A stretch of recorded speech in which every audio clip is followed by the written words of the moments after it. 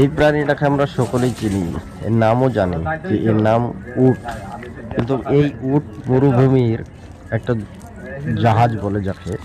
এই একটা বাচ্চা প্রাণী এইভাবে বিনবিনানি কাটা দেখেন যুক্ত খাবার অনাশায় খেয়ে ফেলছে। এর মুখে একটু ঘুচাও লাগছে না, একটু কিছু জায়গায় লাগছে তাও না, মর্মকে দেখেন চাবি খেয়ে নিচ্ছে।